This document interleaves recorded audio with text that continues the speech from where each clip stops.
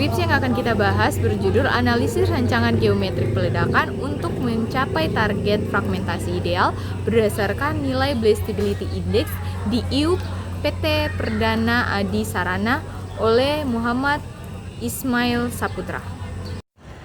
Nah, penelitian ini dilakukan di IUP PT Perdana Adi Sarana yang bekerja sama dengan CV Triaga Nusa Tama dalam kegiatan pengeboran dan peledakan batuan andesit.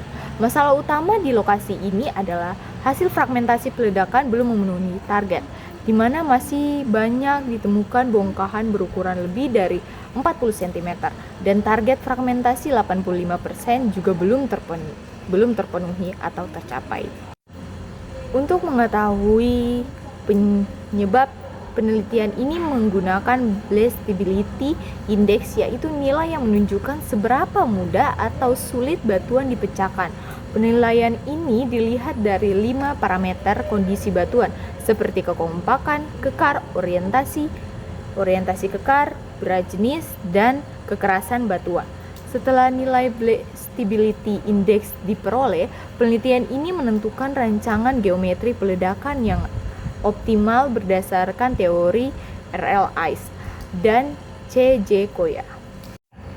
Hasil peledakan kemudian dianalisis menggunakan metode KUSRAM dan software Field Desktop untuk melihat distribusi ukuran fragmentasi.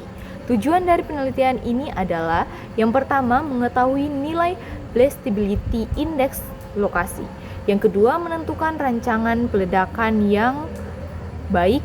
Yang ketiga menilai presentase fragmentasi agar sesuai target perusahaan. Hasil penelitian ini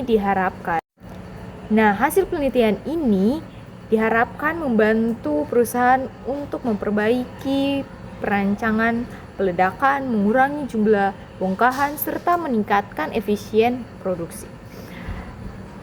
Hai guys, jadi di sini saya akan menjelaskan tentang metode yang dipakai pada skripsi Iskandar. Nah, untuk metodenya ini ada metode RLAS dan juga metode Konya yang dijelaskan. Ada 5 geometri peledakannya, yaitu ada burden, spacing, steaming, kedalaman lubang ledak, dan juga subdrilling. Oke, di sini untuk metode RLAS-nya itu metode RLAS tahun 1976, di mana rumus dari burden itu sama dengan KB dikalikan DE dibagi dengan 12. Untuk KB-nya sendiri itu adalah burden ratio, untuk D adalah diameter, dan dibagi dengan 12. Nah, untuk nilai dari burden-nya ini pada metode RLAS yang ada pada skripsi Iskandar ini satuannya adalah meter, tetapi seharusnya satuannya adalah feet.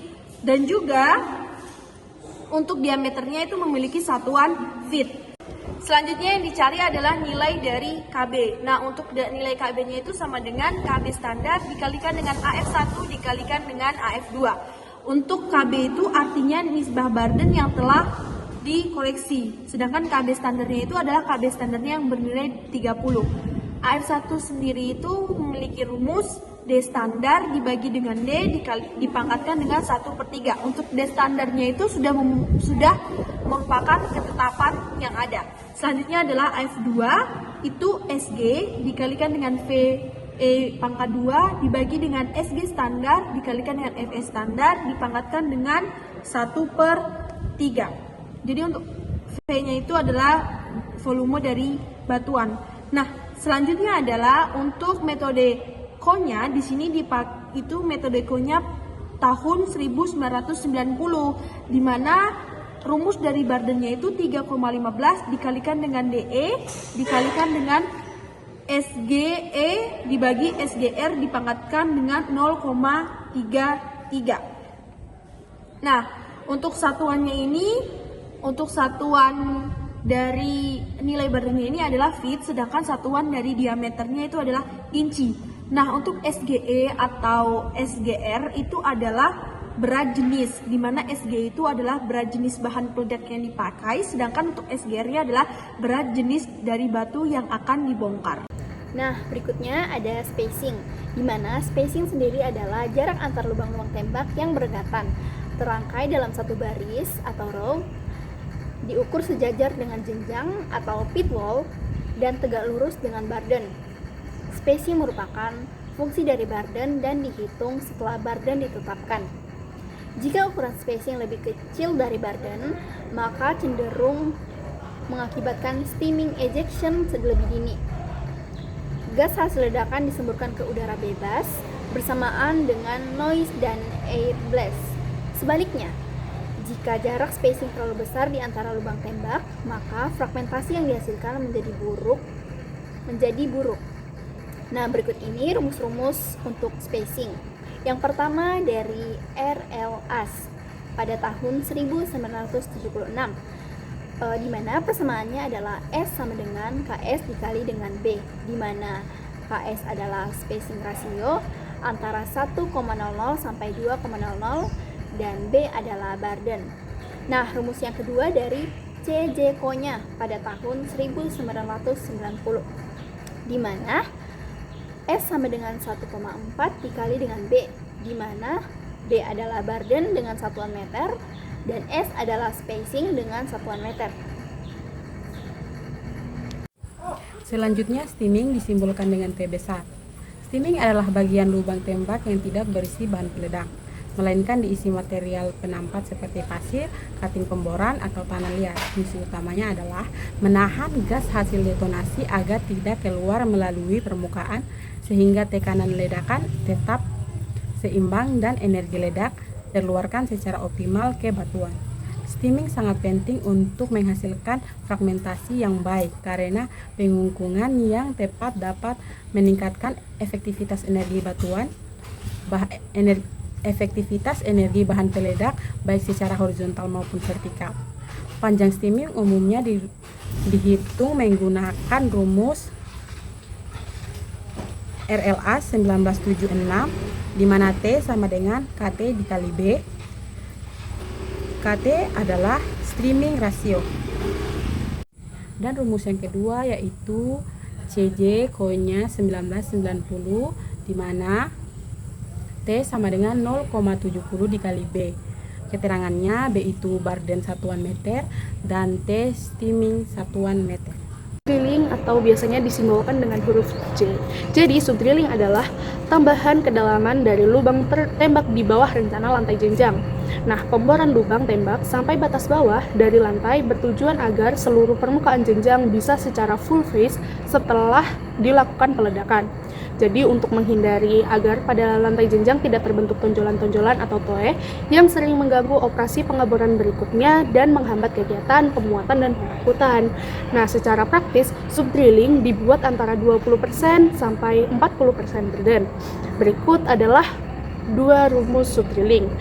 Nah, rumus yang pertama dari RLS pada tahun 1976 dengan rumus J sama dengan KJ dikali B dengan keterangan KJ merupakan subdrilling rasio 0,30. Untuk rumus yang kedua yaitu dari C.J. Konya pada tahun 1990 dengan rumus J sama dengan 0,03 kali B dan keterangan B adalah burden dan J adalah subdrilling. Sekian, terima kasih. Halo guys, jadi kali ini saya akan mereview skripsi yaitu teknik pengamatan dan analisis fragmentasi hasil peledakan batuan andesit pada tambang PT Gunung Mas Jaya Indah. Jadi penelitian ini membahas mengenai analisis fragmentasi batuan andesit hasil kegiatan peledakan di area tambang PT Gunung Mas Jaya Indah.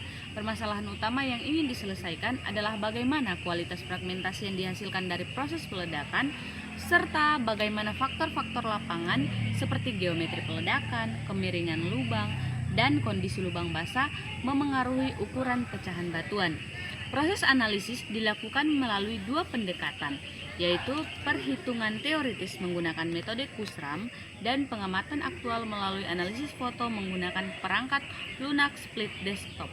Foto-foto fragmentasi diambil di lapangan dengan teknik pengambilan gambar yang mempertimbangkan sudut, pencahayaan, dan penggunaan objek skala agar hasil pengukuran lebih akurat.